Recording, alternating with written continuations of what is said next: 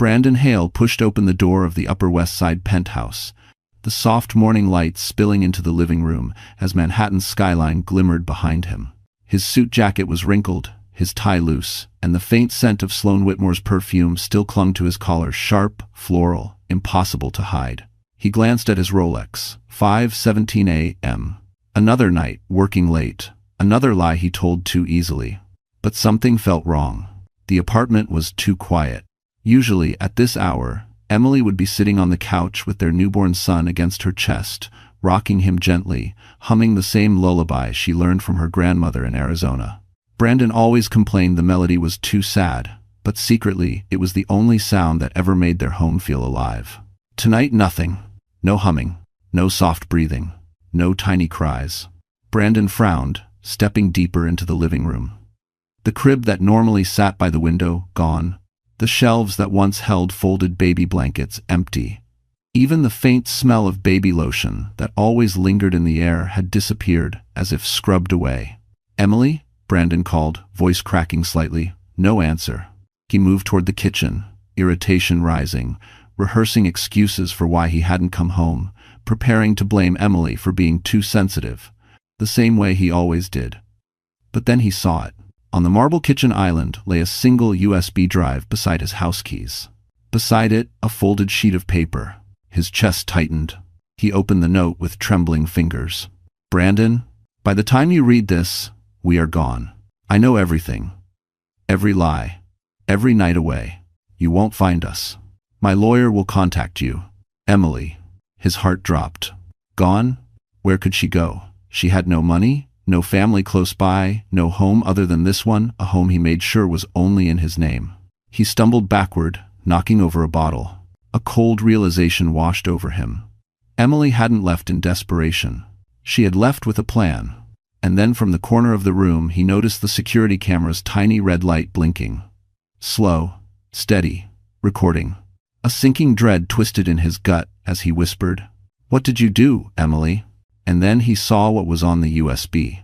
A year before Emily Carter vanished with her newborn, she arrived in New York City with a heart full of hope and a suitcase that still smelled like desert air from Arizona.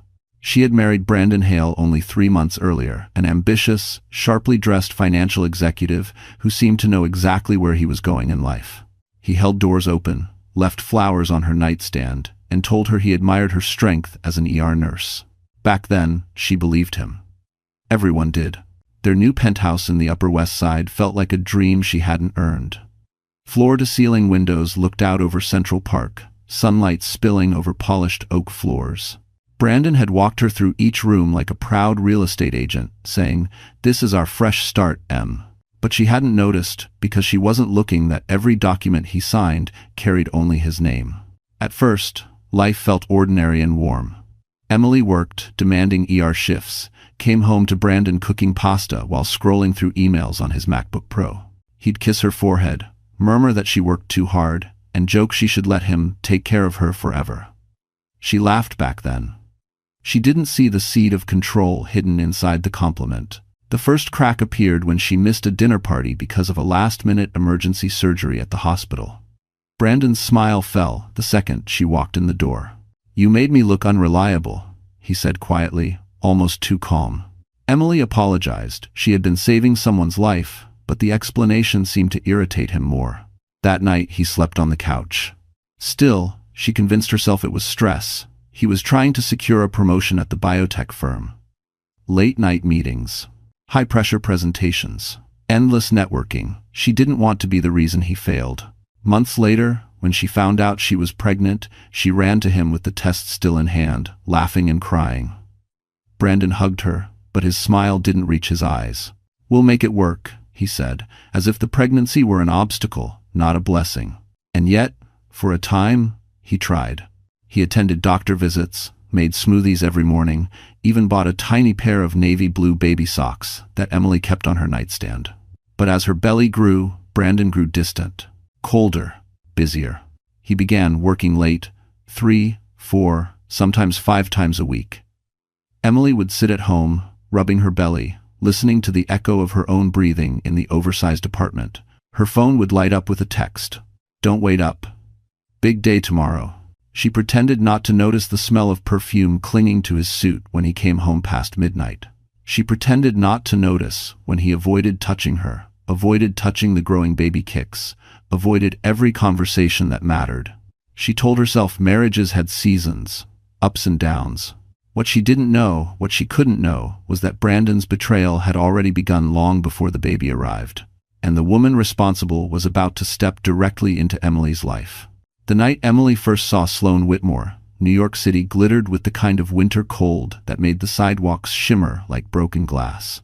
Brandon had insisted they attend a networking gala at the Langham on Fifth Avenue. "It's good for my career," he'd said, adjusting his cufflinks without looking at her. Emily, 6 months pregnant, wore a simple midnight blue dress, her hair pulled back, her face pale from another sleepless night of back pain. They arrived together, but the moment they stepped into the ballroom, Brandon drifted away, swallowed by a crowd of executives in tailored suits. Emily stood near a table of champagne flutes, fingers resting protectively on her belly. She didn't belong there. Everyone could see it, the exhausted wife of a rising star, dressed more simply than the woman at any table. Then she saw her. Sloane Whitmore moved through the room like she owned it. Tall, sleek, blonde hair curling around her shoulders, a fitted black dress shimmering under the chandelier. She had an effortless confidence, the kind that came from knowing the world bent for her. Brandon's face lit up when he spotted her. Emily watched him straighten his posture, adjust his tie gestures he had stopped doing for her months ago. He walked toward Sloane with an excitement he didn't try to hide. Sloane turned, smiled, like she'd been waiting just for him. The two leaned in close, too close. She whispered something that made Brandon laugh quietly, a sound Emily hadn't heard from him in weeks.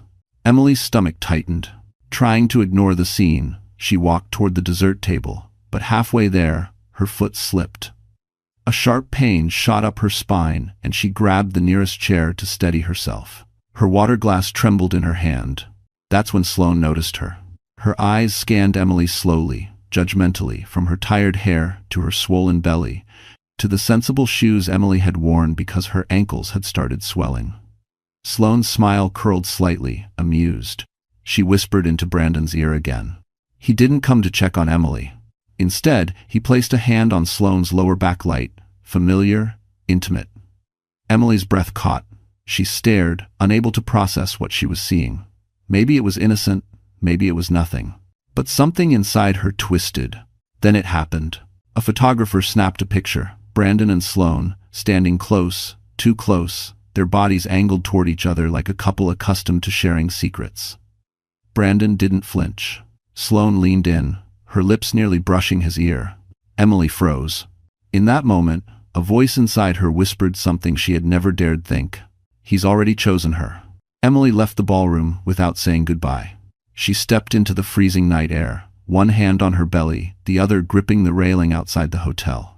She didn't know it yet, but this single night would become the first piece of evidence on the USB that would destroy Brandon's life. In the weeks following the gala at the Langham, something shifted inside Emily Carter quietly, painfully, like a hairline fractured deep beneath the surface. Nothing dramatic happened at first. No screaming matches, no slammed doors. Just a growing stillness inside their penthouse, the kind that settles over a home when two people stop moving toward each other. Brandon came home later and later. He always smelled faintly of something floral, something expensive, something not hers. When Emily asked casually who he'd been meeting, he would sigh, pinching the bridge of his nose like she were an inconvenience. "Emily, I'm building a future for us. Stop reading into everything." But even his excuses had lost their warmth. One night, Emily attempted to rekindle a piece of their old life. She made his favorite dinner, roasted chicken with thyme, garlic mashed potatoes, fresh bread still warm from the oven. It was the first time in weeks she'd cooked. Despite her swollen ankles and aching back, she set the table carefully, even lit candles, hoping the smell of home-cooked food would soften something in him. Brandon walked in at 10:47 p.m. He didn't look at the table. He didn't kiss her. He didn't ask about the baby kicking earlier that afternoon. He tossed his keys onto the counter, opened the fridge, and grabbed a bottle of sparkling water. "You cooked?" he asked, almost annoyed. Emily forced a small smile. "Yeah, I thought it might be nice too. I already ate," he cut in. Then, as if the universe wanted to confirm her fears, His phone buzzed, and his entire expression changed. His eyes softened, his lips twitched into a private smirk. He turned away slightly as he typed back a message with the kind of quick, eager energy Emily hadn't seen directed at her in months. She didn't have to ask who it was. She knew. Sloane Whitmore. That name had been echoing inside her mind ever since the gala. She had tried to convince herself that she was overthinking, that pregnancy hormones could twist reality. But the way Brandon's eyes lit up at that message, it shattered the last piece of denial she'd been clinging to. Later that night, Emily stood alone in the bathroom, staring at her reflection. Her face looked different, hollow, older, tired in a way makeup couldn't fix. She rested her hands on the edge of the sink, whispering to herself, "Please don't let this be real." But deep down, she already knew. Things got worse the next morning. Emily found a receipt in the laundry pocket of Brandon's suit, a dinner for two at an upscale restaurant overlooking the river, dated the same night he told her he was working late on budget revisions. The bill was nearly $480, and the signature at the bottom wasn't his usual rushed scribble. It was careful, deliberate, as if he'd wanted it remembered. A tremor went through Emily's hands. For the first time, she wasn't just hurt. She was afraid. Because now, the cracks in their marriage weren't merely emotional, they were leading somewhere. Somewhere dangerous. The night everything tipped over began quietly, with snow drifting against the windows of the penthouse and the distant hum of traffic from Columbus Avenue. Emily Carter sat on the couch, wrapped in a soft gray blanket, one hand resting on her swollen belly. She was 8 months pregnant now, and every movement felt heavier, slower, as if the weight of her child mirrored the weight settling on her heart. Brandon had promised he would be home early tonight. "It's our last quiet weekend before the baby comes," he had said that morning, kissing her cheek absent-mindedly before rushing out the door. Emily clung to that sentence all day. She wanted to believe him, needed to believe him. She had even baked the lemon cake he loved, despite the back pain. The apartment smelled sweet and warm for the first time in months. But at 6 p.m., her phone buzzed. A text from Brandon. "Running late. Don't wait up." Her chest tightened. She tried to steady her breathing, but disappointment wrapped around her like a cold blanket. She typed a response, then deleted it. Typed again, deleted. What was the point? He would say she was too emotional, too sensitive, overreacting. End quote. Still, she left the lights on, hoping he might change his mind. By midnight, the cake had gone cold. By 1 a.m., Emily's eyes stung with exhaustion. By 2 a.m., she could no longer keep herself upright. She shuffled to the bedroom, changed into her old cotton pajamas, and crawled into bed alone. At 3:12 a.m., a sharp cramp jolted her awake. Her breath hitched. The cramp intensified, radiating up her spine. Sweat beaded across her forehead. She grabbed her phone and called Brandon. 1 ring, 2 rings, 3. It went to voicemail. She tried again. And again. No answer. Her hands trembled. She needed him. This wasn't normal. The pain was coming too fast, too hard. She dialed 911 with shaking fingers. Moments later, EMTs wheeled her through the lobby as snowflakes drifted into the ambulance. Her vision blurred. She kept asking for her husband. "He's on the way, right? He should be coming. He promised he'd be home early." "Thanks for watching." The EMT exchanged a quiet look with his partner, but said nothing. Emily was still calling Brandon when they arrived at the hospital, tears slipping down her cheeks. Born in the early hours of dawn, her son came into the world small and needing oxygen. Doctors worked around him quickly, gently, reassuringly. Emily kept whispering that his father was coming. But Brandon didn't show up until hours later, hair disheveled, tie missing, shirt wrinkled. He smelled faintly of perfume, the same one Emily had noticed weeks before. And the first words out of his mouth weren't, "Are you okay?" or, "How's the baby?" They were, "Why didn't you wait? You scared me, Emily. You always overreact." Something inside her broke. The first weeks after the premature birth felt like a fog Emily Carter couldn't escape.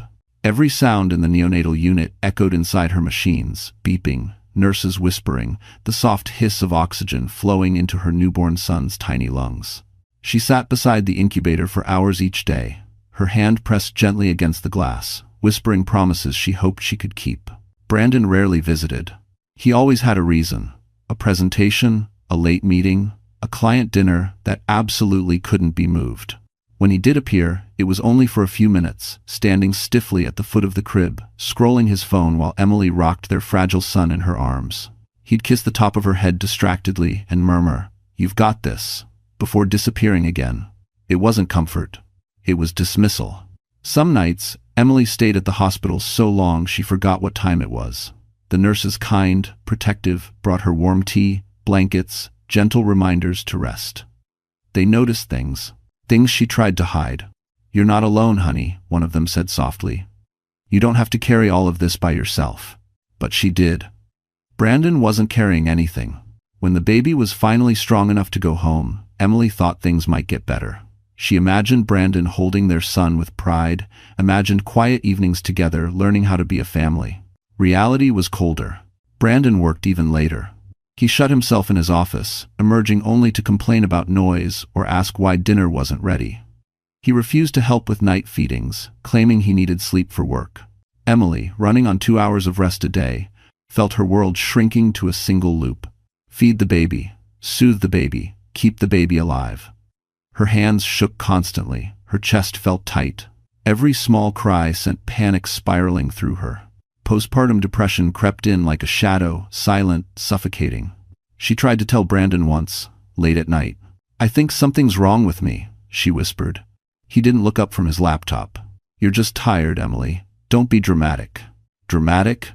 She carried that word like a stone inside her chest. One evening, during a feeding, Emily's vision blurred from exhaustion. She leaned against the wall, sliding slowly to the floor, clutching her son protectively. Tears slipped down her cheeks. She felt invisible, like a ghost inside her own home. That same night, while pacing the hallway to soothe the baby, she passed Brandon's office and froze. His voice, soft, warm, intimate, drifted through the half-closed door. "Sloan." Emily didn't catch the words. She didn't need to. The tone told the entire story. Her knees weakened. She turned away, holding her baby tighter, whispering, "I'm so sorry, sweetheart. You deserve better." It was the first time she allowed herself to imagine a future without Brandon. A future where she didn't have to fight alone. And somewhere deep inside, the idea of leaving began to take root. The night Emily Carter finally saw the truth didn't arrive with thunder or shouting. It came quietly, like betrayal often does, slipping into her life while she was doing something as ordinary as folding tiny onesies in the nursery. Her son had just fallen asleep, the soft rise and fall of his breathing, a fragile comfort in the dimly lit room. Emily tiptoed out, feeling a rare sense of calm. She hadn't slept more than 3 hours straight in weeks, but there was something grounding about holding her baby, feeling his small fingers curl around hers. She walked into the living room to grab her phone from the couch. That's when she saw it. Brandon's laptop was open. He never left it open. He guarded that thing like it contained nuclear codes. The screen was still glowing, the cursor blinking on a message thread. Maybe he'd stepped into the shower. Maybe he'd gone to take a call. Emily hesitated. She wasn't the kind of woman who snooped, but the air felt different. Heavy. Waiting. Her fingers trembled as she stepped closer. A single notification flashed at the top corner of the screen. New message from Sloan Whitmore. Emily froze. Her heartbeat thudded painfully against her ribs as she touched the trackpad. The message thread expanded. At first, she didn't understand what she was looking at, then the meaning hit her like a punch to the chest. There were pictures. Dozens of them. Photos from gala nights, dim hotel lounges, blurred reflections in car windows. Pictures of Brandon with his hand on Sloane's waist, his jacket draped over her shoulders, his lips brushing her hair. Timestamps, dating back to months before Emily gave birth. Even one from the night Emily had gone into labor alone. Her stomach twisted violently. But that wasn't the worst part. Further down the thread, she found documents. Drafts, contracts.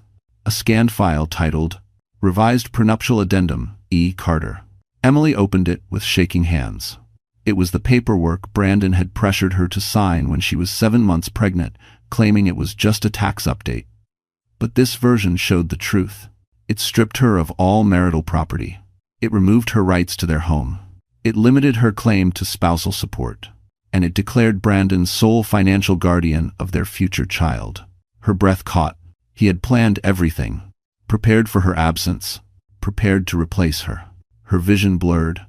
She gripped the back of the couch to stay upright, a scream trapped somewhere deep in her chest. Suddenly, a soft sound made her spin around. Her baby cried in the nursery. The innocent, fragile cry snapped something inside her, not in rage, but in clarity. Emily wiped her tears, her jaw tightening with resolve. For the first time, she whispered a new promise to herself and to her son. "We're leaving. I swear to you, we're leaving." What she didn't know was that someone had seen her discovery. Someone who would soon become her most unlikely ally. Emily Carter barely slept the night she discovered Brandon's betrayal. Every time she closed her eyes, the images from his laptop flashed behind her eyelids, the photos, the messages, the legal documents, quietly stealing her future. She lay awake beside her baby, feeling the apartment grow colder around her. By morning, something inside her had hardened. She needed a plan. She needed help. But who could she trust? While pushing her son's stroller through the hospital hallway for his checkup appointment, Emily passed Dr. Olivia Mercer, the seasoned ER chief who'd always shown her unexpected kindness. Olivia paused, noticing the exhaustion etched onto Emily's face. "You look like the world is sitting on your shoulders," Olivia said gently. Emily forced a smile. "It's just motherhood." Olivia didn't buy it. "Come by my office after the appointment. No pressure." Emily nodded, though she wasn't sure she would. Telling anyone what she'd seen felt like standing on the edge of a cliff. After the pediatric checkup, Emily headed toward the elevators, but a man she didn't recognize stepped into her path. Tall, dark hair lightly graying, a suit slightly too casual for a lawyer, but eyes sharp enough to read a room in seconds. "Emily Carter?" he asked, softly. Her pulse spiked. "Do I know you?" He held up a folder, not threatening, but formal. "My name is Adam Reeves. I don't expect you to remember me, but you saved my life last year. Car accident. You were the nurse who kept me awake when my breathing collapsed." Emily blinked, trying to recall. A blurry memory surfaced, blood, shattered glass, a frantic night in the ER. She remembered pressing her hand against a stranger's chest, begging him to stay alive. "You told me to fight," Adam said. "So I did." Her throat tightened. "I'm glad you're okay, but why are you?" Adam lowered his voice. "I saw your husband 2 days after my discharge. He was arguing with a woman in the lobby. Blonde, expensive coat. He was saying things about ensuring you didn't get anything. I didn't think much of it then, but when I heard your name today, I recognized it." Emily's grip tightened on the stroller. Adam continued, "I'm a pro bono attorney now. I help people who have no one in their corner. When I saw you walk past earlier, something looked wrong, so I took a chance." Emily felt her knees weaken. This was too much, too fast. He held out a business card. "If you're in trouble, any kind of trouble, I'll help you. No cost, no conditions. You saved my life, Emily. Let me repay that." She stared at the card. Adam Reeves. Family and protective law. A tremor ran through her. The universe had shown her something. She wasn't alone. "Can we talk? Somewhere private?" Emily whispered. Adam nodded, guiding her toward a quiet consultation room. As the door closed behind them, Emily finally let herself speak the words she had been swallowing for months. "I need to leave my husband. And I need to do it without him ever seeing it coming." For a long moment, after the consultation room door clicked shut, Emily Carter simply breathed, slow, trembling, as if every breath might undo the fragile courage holding her together. Across from her, Adam Reeves waited calm, steady, the kind of presence she'd forgotten existed in her world. "Start wherever you can," he said gently. Emily opened her mouth, but no words came. Instead, tears filled her eyes, not dramatic sobs, just a quiet overflow, like water slipping through cracks she'd tried to seal for too long. She wiped them quickly, embarrassed. Adam's voice softened. "You're safe here. Take your time." So she did. Piece by piece, Emily laid out the truth. The late nights, the perfume, the photos, the messages, the legal documents meant to erase her. Adam didn't interrupt. He listened with an intensity that made her feel seen, truly seen for the first time in months. When she finished, he exhaled slowly. "Emily, your husband has been planning to take everything, including your son." The room tilted slightly. She gripped the table. "But," Adam continued firmly, "he hasn't succeeded yet. And if you act strategically, not emotionally, you can win this. She swallowed hard. How? Adam leaned forward, pulling a notepad from his folder. First, you need copies of every document you found. Screenshots, scans, anything that proves intent. Second, don't confront him. Not even subtly. He must believe nothing has changed. Emily nodded, fear twisting inside her. Third, Adam said, tapping his pen. You'll need a safe place to go when the time comes. Somewhere he can't track you. He's the kind of man who will look. That's the part I don't have, she whispered. Adam hesitated, then offered something unexpected. I have a friend, Evelyn Monroe. She runs a private foundation that often helps women rebuild after leaving abusive situations. I think she'd help you, especially with a child involved. Emily stared. But I don't even know her. You don't need to, Adam said. I'll arrange it. The weight on her chest eased, just a little. He continued outlining steps. Open a separate bank account. Move small amounts of cash slowly. Store important documents in a location Brandon couldn't access. Prepare a go bag for the baby. Keep a digital trail of Brandon's neglect and emotional abuse. Every instruction felt like a lifeline. But then, Adam said something that chilled her. And Emily, you can't fail. If Brandon realizes what you're doing, he will try to take custody. Men like him don't lose gracefully. A tremor ran through her. I'm scared, she whispered. I know, he replied. But you're stronger than you think. You survived childbirth alone. You've cared for your son without help. This, he tapped the notes, this is just the next step. Emily looked down at her sleeping baby in the stroller. His tiny fingers curled, peaceful, unaware of the storm around him. I'll do it, she said finally. For him? Adam nodded, a shadow of relief crossing his face. Then he added something that unsettled Emily, though she couldn't yet understand why. Brandon won't see this coming, but someone else might. If he won tense. Before she could ask what he meant, a soft knock interrupted them. A nurse peeked in. Emily, someone's here to see you. Emily frowned. Who? The nurse hesitated. She said her name is Sloane. For a second, Emily thought she'd misheard the nurse. But the name echoed in the narrow hospital hallway like a warning bell. Sloane. Here. Adam straightened, his expression sharpening instantly. Don't react, he whispered. She can smell fear. Is Noel fresh? Emily's heart pounded against her ribs as Sloane Whitmore stepped into the doorway, poised, polished, wrapped in a beige designer coat that looked more like armor than clothing. Her blonde hair was perfectly curled, her lips painted the soft red of a woman who had slept well and lived comfortably. The opposite of Emily. Emily Carter, Sloane said, smiling with the kind of sweetness that always hides venom. I hope this isn't a bad time. If demands. Emily instinctively shifted the stroller closer to her, shielding her baby. Adam moved between them. This is a private consult. You're not allowed in here. Sloane barely acknowledged him. Her eyes stayed locked on Emily, studying, assessing, cataloging every weakness. Relax, she said coolly. I'm not here to cause trouble. That's all you ever cause, Emily said quietly. Sloane's smile twitched but didn't break. I'm here because Brandon is worried. You didn't answer his calls. Enter 7. Calls? Emily checked her phone. 12 missed calls from Brandon. Hours ago. Of course, he hadn't called to apologize or ask how their son was doing. He called because he sensed a shift. Predators always know when prey changes direction. Sloane stepped further into the room. Brandon asked me to talk to you, woman to woman. We're all adults here. We can be civil. Adam scoffed. You should leave before security escorts you. But Emily lifted a trembling hand. It's fine. It's the Mendit. Adam shot her a warning look, but stepped back, staying close.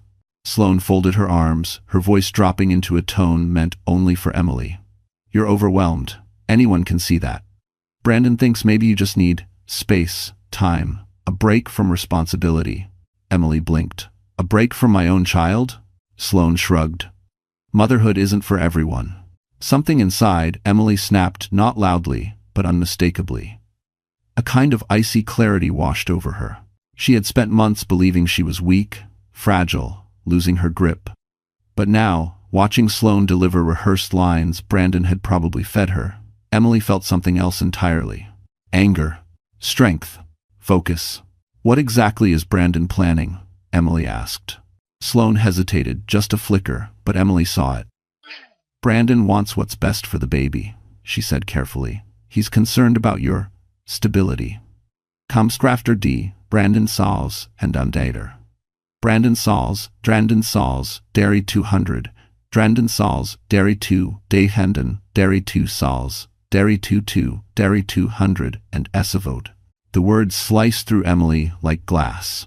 Adam stepped in sharply. We're done here. Sloane turned to leave, but before she crossed the threshold, she glanced back, her voice soft but cutting. You should think about what's best for your son. Brandon is capable. He doesn't like to lose. Then she walked out. When the door closed, Emily exhaled shakily, gripping the stroller until her knuckles turned white. This changes everything, Adam said quietly. Emily nodded. Because Sloane didn't come to intimidate her. She came because Brandon already suspected Emily was planning to run.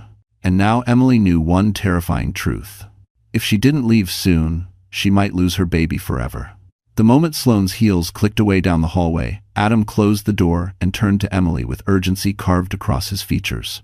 You can't wait any longer, he said. Brandon sent her to test you.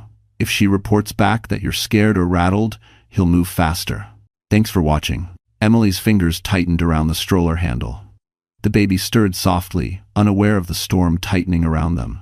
So what do I do? She whispered. Adam grabbed his notepad again, but this time his voice dropped into something sharper, strategic, calculating. We build your escape, but we do it in pieces so small, Brandon won't feel them happening. He drew 3 circles on the page. Circle 1. Documentation. Circle 2. Resources. Circle 3. Disappearance. Emily stared at the circles as if they were magic runes, small shapes holding her future. First, Adam said, tapping Circle 1, you'll continue gathering evidence. Everything he's done: neglect, infidelity, coercion, screenshots, photos, receipts, recordings, if you can get them safely. Emily nodded. I already have some, but not enough. Good. Build a file so thorough no judge could ignore it. He moved to Circle 2. Next, resources. Money, support, shelter. Devina. I don't have any, she admitted, shame washing over her. You will, Adam said. I'll connect you with Evelyn Monroe. She has private shelters, secure apartments, and relocation networks. Everything for women escaping dangerous marriages. Dangerous? Emily whispered. Adam met her gaze. Emily, a man who prepares legal documents to strip you of rights before the baby is born, is dangerous. A man who sends his mistress to intimidate you is dangerous. You need to name the threat to survive it. A cold chill spread across her skin.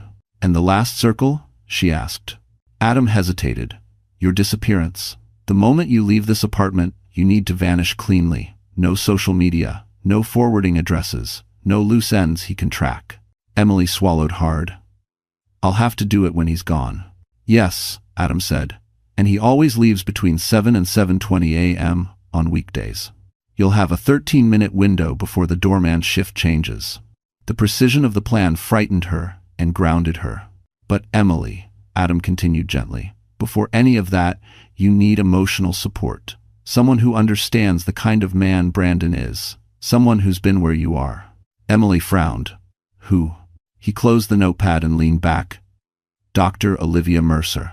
The name softened something inside her, like a light flickering in the dark. She's noticed, Adam said. She sees the signs, and she cares. More than you realize. Emily's throat tightened. If I tell her everything, there's no going back. Exactly, Adam replied. You'll stop surviving alone. Emily looked at her tiny son, his face relaxed, peaceful. She bent down and kissed his forehead. Then she straightened, eyes clearer than they had been in months. Set up the meeting with Evelyn, she said, and I'll talk to Olivia tonight. Adam nodded, relief mixing with admiration. Then your escape begins now. Emily waited outside Dr. Olivia Mercer's office, long after the halls of the hospital had emptied, the fluorescent lights humming softly above her. Her baby slept in the stroller beside her, his tiny breaths steady and warm. Emily touched his blanket as if grounding herself. Tonight mattered. Tonight would decide whether she sank further or climbed out. Come in, Olivia's voice called through the door. Emily stepped inside. Olivia sat behind her desk, still wearing her scrubs, hair pulled into a loose bun, glasses perched on the edge of her nose. Her expression softened as soon as she saw Emily. "You look like you haven't slept in weeks," Olivia said gently. "Sit, tell me what's going on." Emily sat. Her hands trembled. Her voice didn't come at first. She looked down at her son, then back at the woman who had mentored her through some of the hardest nights of her life. "Something's wrong," Emily whispered. Olivia nodded, not filling the silence with assumptions. "Start slowly." And Emily did.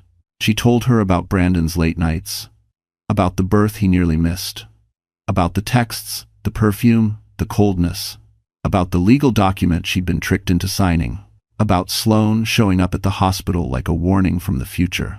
Every word was shaky, but once she started, she couldn't stop. Months of fear poured out of her like a dam bursting. When she finished, Olivia leaned back, exhaling deeply. "Emily, I know this story," she said softly. "Too well." Emily frowned. "What do you mean?" Olivia removed her glasses, revealing tired eyes. "Years ago, I was married to a man like Brandon. Charming, successful, calculating. He convinced the court I was unstable, took my daughter from me, and used the system to keep her. I've spent 20 years rebuilding my life from the ruins he left." Emily's breath caught. She had never known. Olivia continued, voice low and steady. "Women like us don't just get hurt, we get erased. Unless we fight back before the trap closes." Emily felt the weight of those words settle into her bones. "Adam Reeves told me you might understand," Emily whispered. A hint of a smile touched Olivia's lips. "Adam is good. He saved several women from situations like yours, and he's right, you need help from people who've survived the same war." Emily's eyes filled. "I'm scared." "It's Mancher." "Good," Olivia said softly. "Fear keeps you alert, but don't let it paralyze you. Let it guide you." She stood, walked to a cabinet, and pulled out a folder. Inside were forms, checklists, hotline numbers, shelter locations, encryption tools, and a step-by-step relocation guide. "I made this years ago," Olivia explained. "I never thought I'd give it to someone I care about this much." Emily swallowed. "So you think I should leave?" I think," Olivia said, placing a hand over Emily's, "that if you stay, Brandon will take your child, and he will break you to do it." Silence fell. Then Olivia added, her voice trembling with old wounds, "Don't let him do to you what was done to me." Emily closed her eyes. When she opened them, something had changed. Resolve.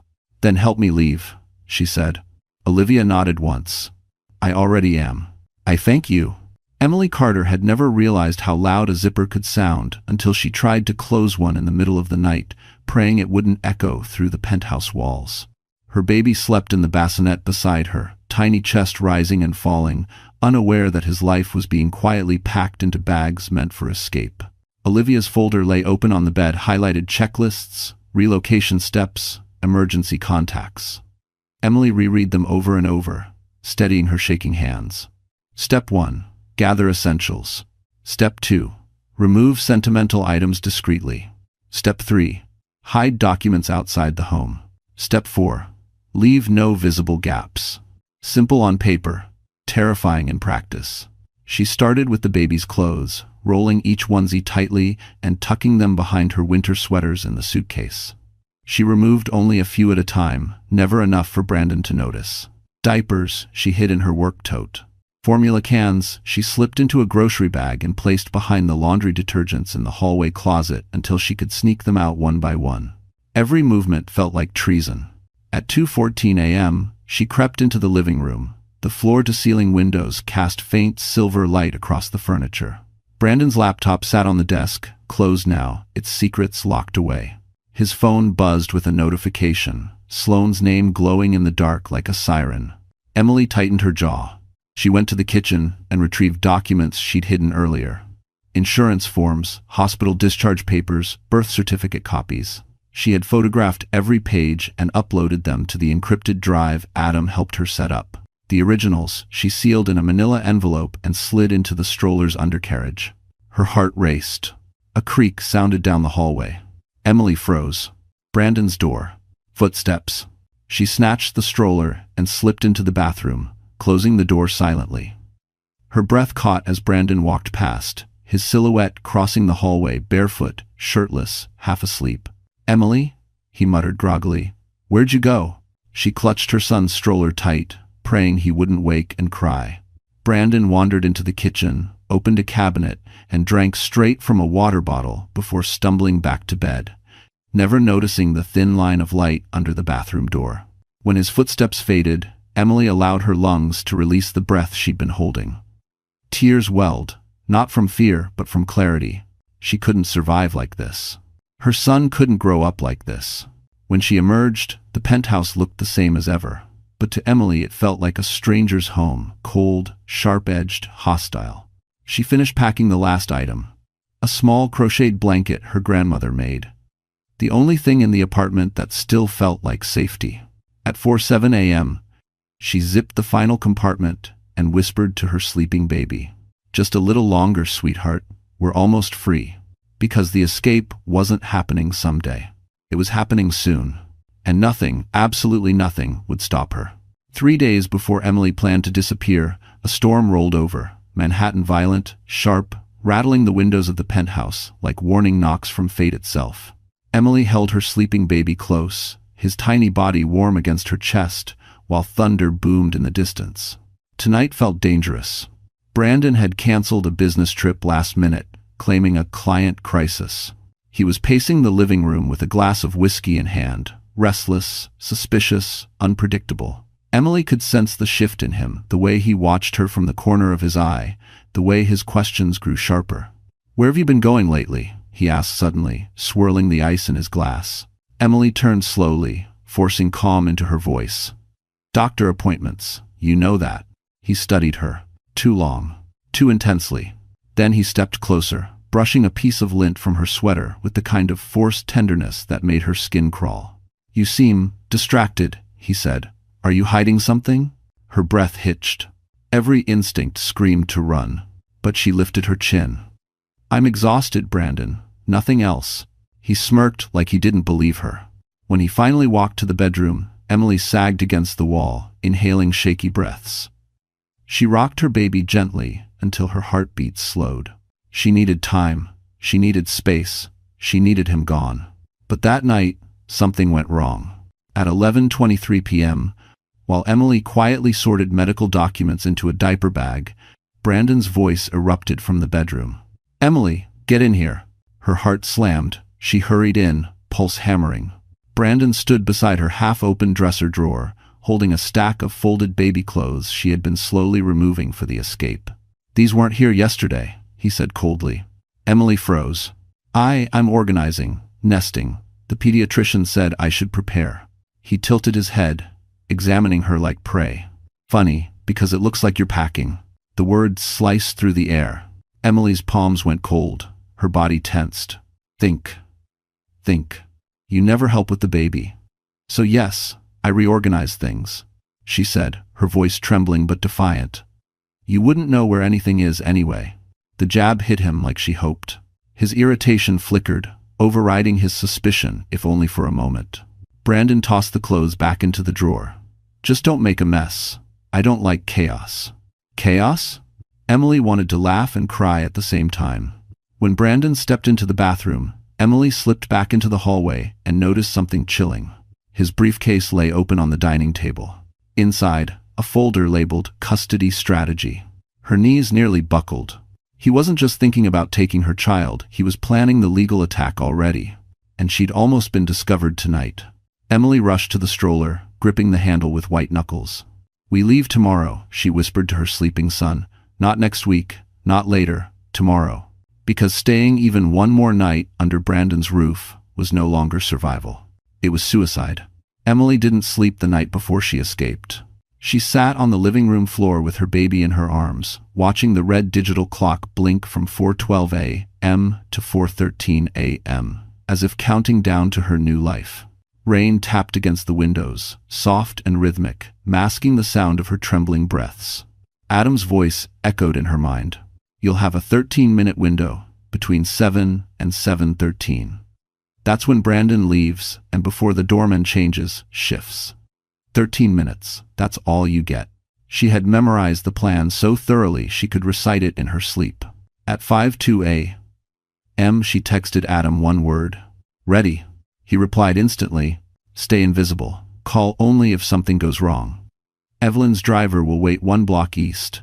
Black SUV, windows tinted." Emily kissed her son's forehead. "Today, sweetheart," she whispered. "Today we choose freedom." At 6:41 a.m., Brandon emerged from the bedroom, fastening his cufflinks, acting like the man whose life wasn't about to crumble. Emily played her part perfectly calm, tired, submissive. She handed him his travel mug of coffee without meeting his eyes. "Try not to fall apart today," he said casually, slipping into his coat. A flicker of rage burned in her chest, but she kept her face neutral. "Have a good day, Brandon." He paused, searching her expression for something. Suspicion, fear, guilt, anything. But Emily had learned. She showed him nothing. He grunted and walked out the door. The lock clicked. Silence fell. Emily counted to 10 slowly, methodically, before motion snapped back into her body. The next few minutes were a blur of precision. She grabbed the pre-packed diaper bag, slipped the manila envelope of documents into its inner pocket, lifted her sleeping baby from the bassinet, cradling him against her chest, pulled the stroller from the closet and draped a blanket loosely to hide his face. 6:59 a.m. Her breath hitched. This was it. She opened the apartment door, just a crack listening. The hallway was empty, except for the distant hum of the elevator descending. She stepped out, closing the door softly behind her, leaving the life she built and survived inside. Her legs felt both heavy and weightless as she pushed the stroller down the hall. Every sound echoed too loudly. Every shadow felt like a threat. In the lobby, the doorman looked up. "Mrs. Hale?" he said gently. "Heading out early?" Emily forced a smile. "Doctor appointment. Baby's checkup." He nodded and opened the door for her. 7:03 a.m. She was outside. The rain had lightened, misting the air with cool relief. She turned east, her heart pounding as she pushed the stroller through puddles, her shoes splashing silently across the concrete. 1 block. 2. Then she saw it, the black SUV, engine running, windows tinted exactly as Adam promised. Emily quickened her pace, tears blurring her vision. 7:11 a.m. 2 minutes left. The back door opened. A woman's voice whispered, steady and warm. "Emily, I'm Evelyn. You're safe now. Get in." Emily stepped inside. Leaving behind the cage Brandon built for her. Brandon Hale returned to the penthouse that evening, expecting the familiar routine. Emily exhausted, the baby crying, dinner half cold on the counter. He rehearsed the excuses he planned to give: late meetings, client emergencies, the usual lies he told so often they tasted normal now.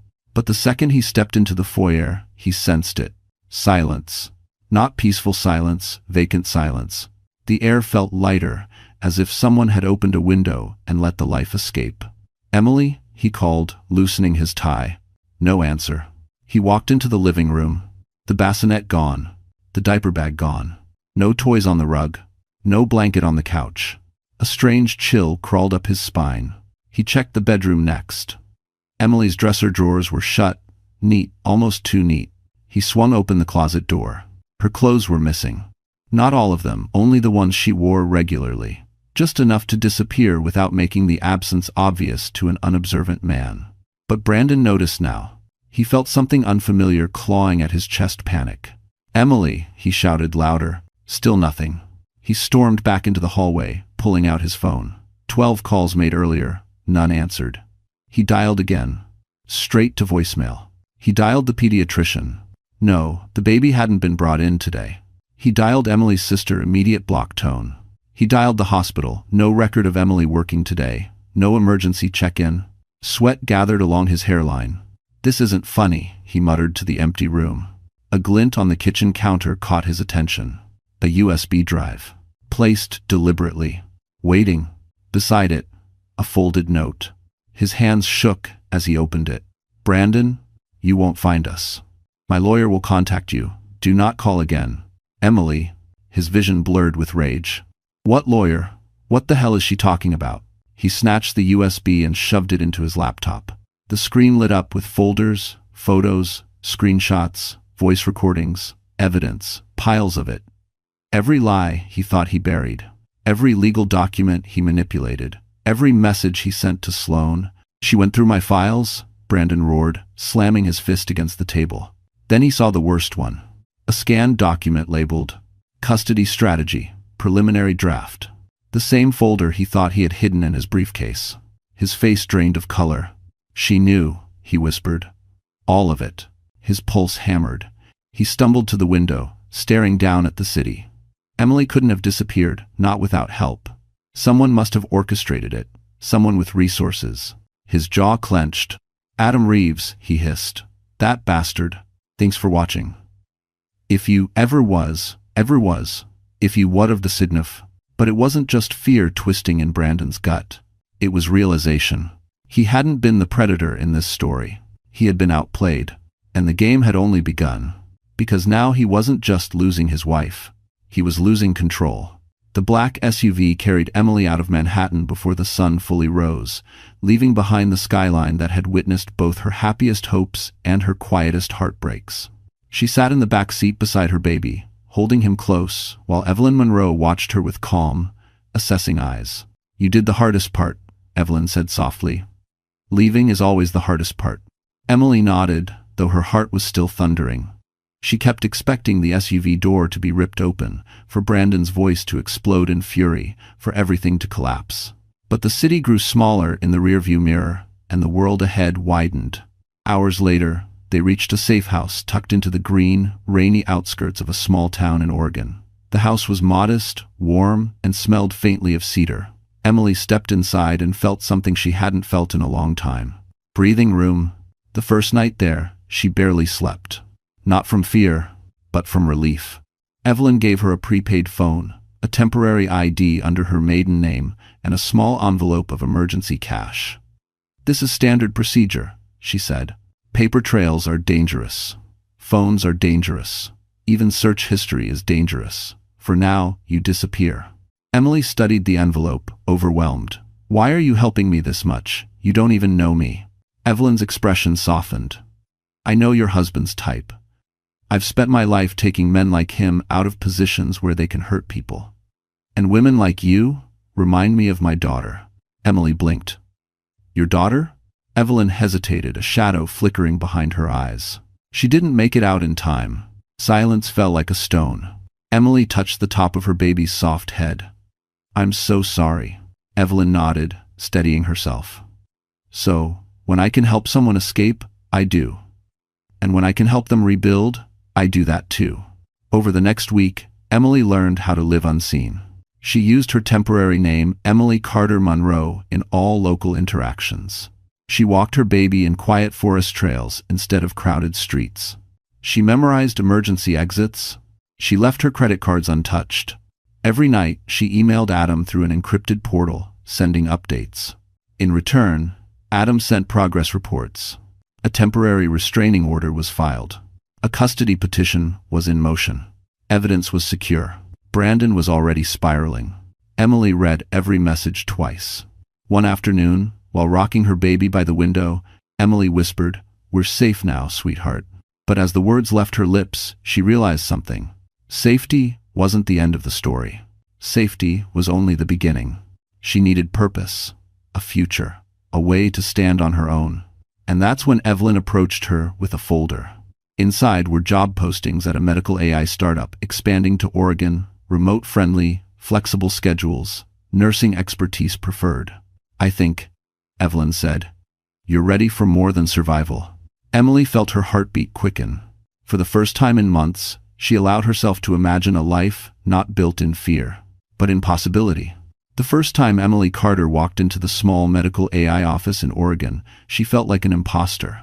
The building was tucked between a coffee shop and a quiet bookstore, nothing like the towering hospital halls she once rushed through in Manhattan. Her baby was in a carrier pressed against her chest, warm and calm, unaware that his mother was about to begin again. Evelyn walked beside her, projecting confidence like a shield. You're not here as a charity case, she reminded Emily. You're here because you're smart, capable, and because your experience can save this company years of mistakes. Emily nodded, though doubt fluttered in her chest. Inside the office, soft, natural light filled the room. A small team of engineers typed quietly, surrounded by whiteboards covered in patient flow diagrams. One of them, a young woman with bright eyes, looked up. "You must be Emily," she said warmly. "Evelyn told us you used to work ER. That's intense." Emily smiled shyly. "It was. But it teaches you how to think fast." "That's exactly what we need," another engineer chimed in. "We're building triage prediction models. We need someone who understands real patients, not just data." The words hit her unexpectedly hard. Someone wanted her input. Someone valued her mind. Someone believed she had something to offer. It felt foreign, but good. Over the next few days, Emily took on a consulting role part-time, flexible hours. She joined team meetings, offering feedback on patient prompts, helping identify gaps that only someone with real hospital experience could catch. The engineers listened, really listened, writing down every suggestion she made. For the first time in a long while, Emily wasn't surviving. She was contributing. At night, after feeding her son, she worked quietly at a small desk in the safe house, typing notes, reviewing case studies, sketching triage flowcharts. The glow of the laptop screen illuminated her face, not with exhaustion, but with purpose.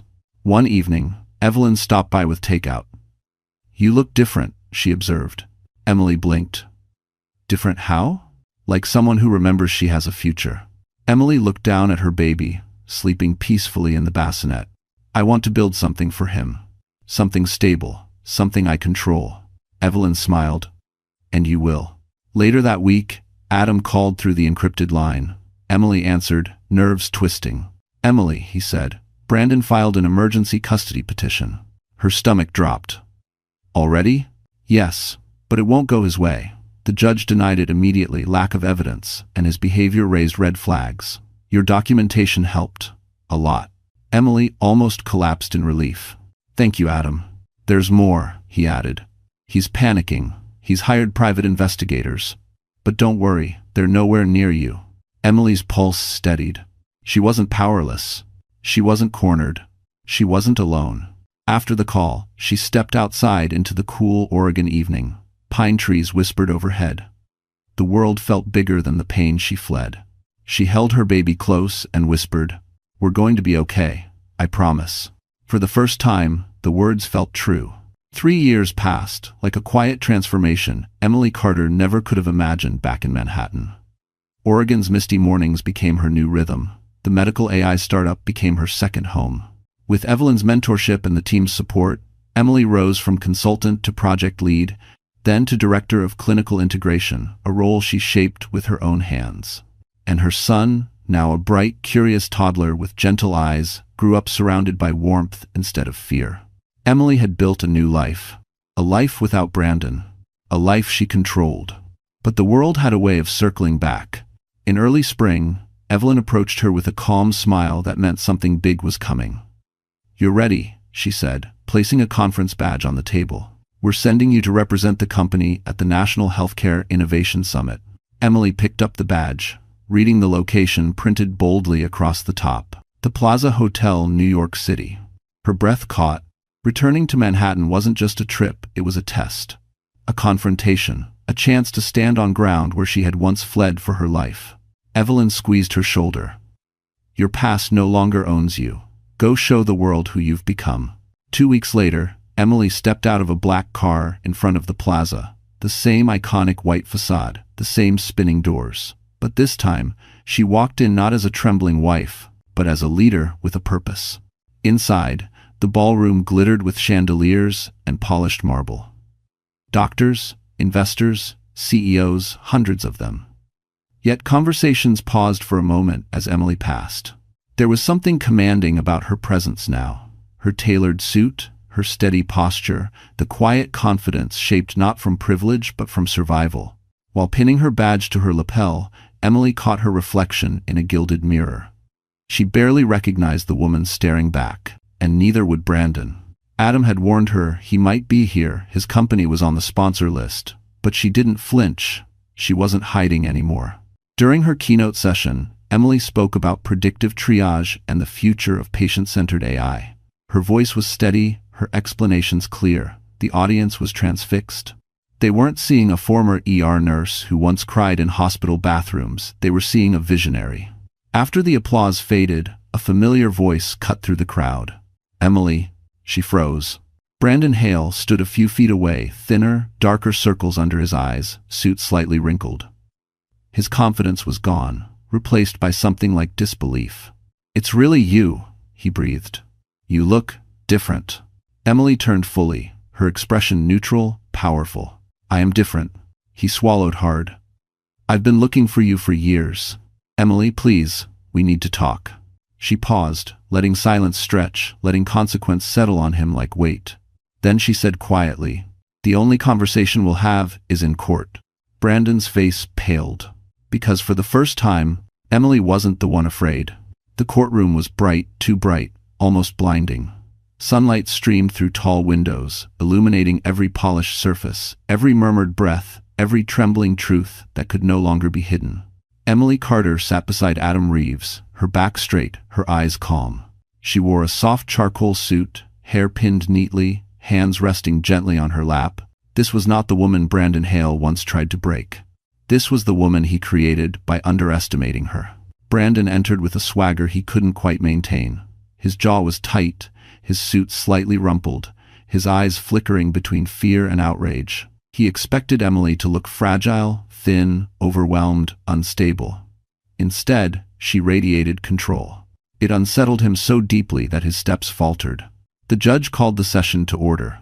Adam stood first, presenting a meticulously organized case, evidence of emotional neglect, digital trails of Brandon's affair, screenshots of coercive financial documents, proof of a premeditated custody grab, testimony from Dr. Olivia Mercer, expert analysis from a psychologist verifying Emily's postpartum struggles and Brandon's manipulation. Each piece hit like a hammer. Brandon's attorney objected again and again, but the judge overruled almost every attempt. Facts were hard to argue with, especially when the USB Emily left behind was full of Brandon's own incriminating words. When it was Brandon's turn to speak, he tried to regain control. "She left without warning," he said through clenched teeth. "She kidnapped my son." But the judge's gaze sharpened. "Mr. Hale, the evidence clearly shows you created an unsafe environment, Mrs. Carter's decision to leave was protective, not malicious." Brandon's face reddened. He glanced at Emily, desperate, imploring, furious. "You ruined my life," he hissed under his breath. Emily didn't react. She didn't need to. His ruin was self-made. When the judge returned from recess, silence thickened the air. "For custody," the judge began. "The court grants full physical and legal custody of the child to Mrs. Emily Carter." Brandon stumbled back into his chair, stunned. The judge continued. "Additionally, due to Mr. Hale's coercive financial conduct, the court orders substantial restitution, including back support, attorney fees, and long-term supervised visitation." Gasps rippled through the room. Emily's hands trembled not from fear, but from release, from justice, from weight she no longer had to carry. Brandon lunged halfway to his feet, voice cracking. "Emily, please, I can change. I was stressed." But Emily finally looked at him, truly looked, with steady, unflinching clarity. "You already showed me who you are," she said softly, "and I believed you." Security escorted Brandon out as he called her name, but it no longer mattered. His voice had no power here, no power over her, no power over their child. When the doors shut behind him, Adam turned to her, eyes warm. "It's over," he whispered. Emily exhaled deeply, a breath years overdue. Outside, sunlight washed over her as she lifted her son into her arms. Evelyn waited by the steps, smiling proudly. For the first time, the future didn't feel like something she had to escape to. It felt like something she had earned. Emily looked ahead, heart steady, voice full. "We're free now," she whispered to her son, "and we're not looking back. All right, my wonderful friends. So the story has finally come to an end. And if you are still here, still listening, still feeling every moment with us, then something in this journey must have touched your heart in a way only real life can." Emily's story carries a truth many of us forget. Strength isn't loud, survival isn't glamorous, and healing isn't instant. But like the Stoic Marcus Aurelius once wrote, The impediment to action becomes the action. The things meant to break us often become the very things that build us. We watched a woman walk through betrayal, fear, loneliness, and start again from nothing. And that's the lesson we can take into our own lives. You are allowed to leave what hurts you. You are allowed to rebuild. You are allowed to choose yourself. Even when the world tells you you're too weak, too tired, too late, remember, Emily, and remember this principle from Epictetus. No great thing is created suddenly. Healing takes time, courage grows slowly, but it grows. So if you're still here, maybe part of you is ready to rise too. And hey, if this story moved you even a little, give it a like, share it with someone who might need the reminder, and don't forget to subscribe to our channel. We've got more stories, more lessons, and more healing waiting for you. You're not alone, and your new beginning can start anytime you choose.